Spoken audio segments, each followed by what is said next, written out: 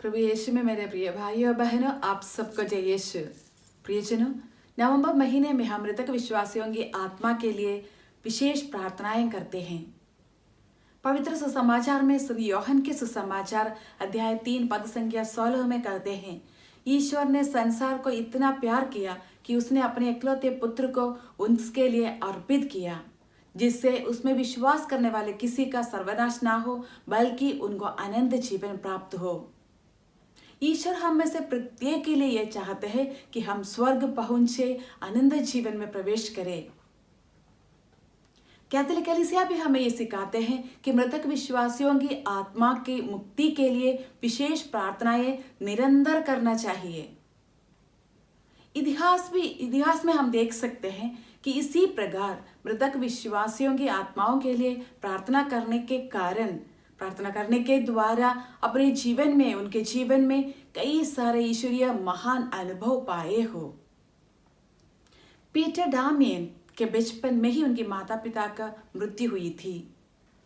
उनका देखभाल एक संबंधी के द्वारा देखरेख होते वक्त उनको खाने पीने और वस्त्र पर्याप्त नहीं मिलता था। कई प्रकार की कठिनाइयों का सामना उसे करना पड़ा।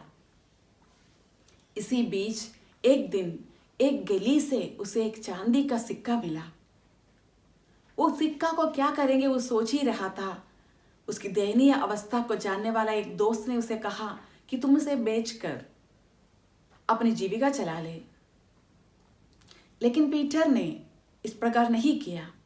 अपने स्वार्थता को त्यागते हुए अपने माता पिता को याद किया और उन्होंने सोचा, यदि वो शोधक अग्नि में सह रहे हैं तो उन्हें मुक्त करने के लिए ये जो कीमती सिक्का को एक पुरोहित को देकर उनके नाम के लिए, उनके लिए मुक्त करने के लिए, पवित्र मिसा बलिदान चढ़ाने के लिए उन्होंने कहा।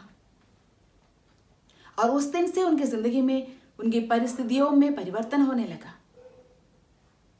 कुछ दिनों में ही उसका भाई आकर उसे अपना लिया और उसने इसका परवरिश करने लगा, पालन पोषण करने लगा। पीटर बड़े धार्मिक व्यक्ति था। धार्मिक जीवन बिताते हुए कलीसिया में वो पुरोहित बना। उसके बाद वो धर्माधीश भी बना। इतना ही नहीं, बल्कि वो कलीसिया में एक संत का उपाधि तक भी प्राप्त कर पाया। संत पीटर डामियन बना। यीशु में मेरे प्रिय भाइयों बहनों, हम सबको भी इसी प्रकार मरे हुए विश्वासियों की आत्मा की मुक्ति के लिए निरंतर प्रार्थना करना चाहिए। हम एक क्रिस्तीय विश्वासी के जीवन में उनके अंतिम क्षणों में 4 स्टेजेस होते हैं: मृत्यु, न्याय, स्वर्ग और नरक। मृत्यु, जो कोई भी इस दुनिया में जन्म लेता है उसके लिए मृत्यु निश्चित है। मृत्यु के समय आत्मा शरीर से अलग होकर अपने स्वदेश की ओर, ईश्वर की ओर वापस जाती है। यूहन्ना के सुसमाचार अध्याय 6 पद संख्या 63 में हम जानते हैं कि आत्मा ही जीवन प्रदान करता है, मांस से कुछ लाभ नहीं होता है। बाइबल हमें यह सिखाते हैं कि प्रत्येक व्यक्ति के मृत्यु के समय व्यक्तिगत रूप का न्याय होता है।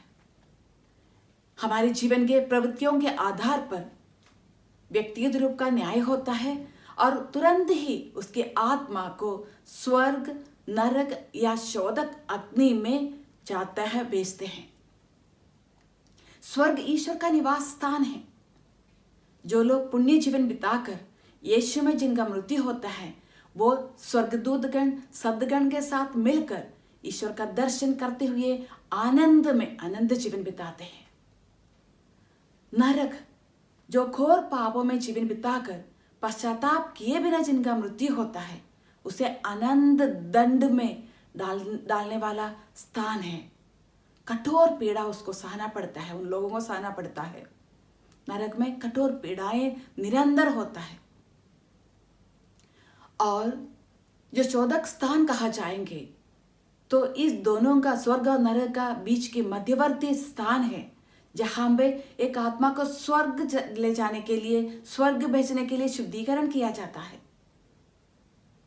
शोधक स्थान या शुद्धिकरण स्थल या शोधक अग्नि कहते हैं। एक शोधक स्थान या शुद्धिकरण स्थल का विशेषता, कई विशेषताएं हैं या मुख्य बातें हैं। पहली बात यह है कि शोधक स्थान में रहने वाले आत्माओं के लिए स्वर्ग निश्चय है। फिर उन्हें वापस नरक में जाना कभी नहीं पड़ेगा।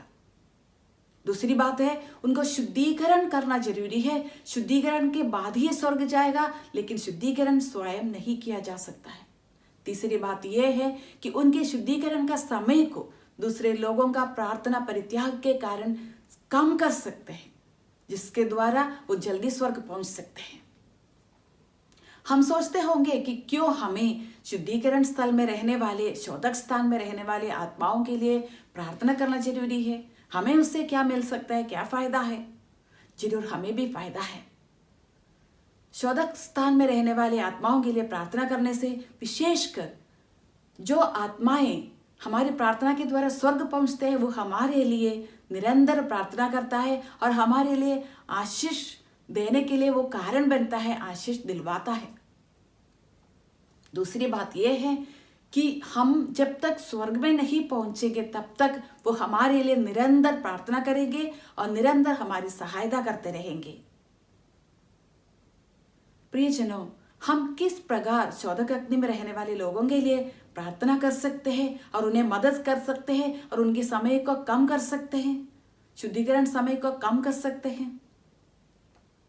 पवित्र मिसा बलिदान चढ़ाकर, पवित्र मां मरियम की रोसरी माला बिनती के द्वारा, करुणा की माला बिनती के द्वारा, अनमोल रक्त की माला बिनती के द्वारा, क्रूस रास्ता प्रार्थना के द्वारा, हे पिता हमारे जो स्वर्ग में है प्रार्थना के द्वारा, और छोटे छोटे जप बोलते हुए मरे हुए विश्वासियों की आत्माएं परमेश्वर की दया से शांति में निवास करें, इस प्रकार छोटे छोटे जप बोलते हुए हम उन्हें मदद कर सकते हैं। दूसरी तरीका यह है कि हम अपनी जिंदगी के कठिनाइयों को, सहन को, दुख तकलीफों को इस निवेदन के साथ हम समर्पण करें कि हमारी तकलीफ उनके लिए एक फायदा बने। तीसरी बात यह है कि गरीब लोगों के वास्ते हम दान चढ़ाए, पुण्य काम करें।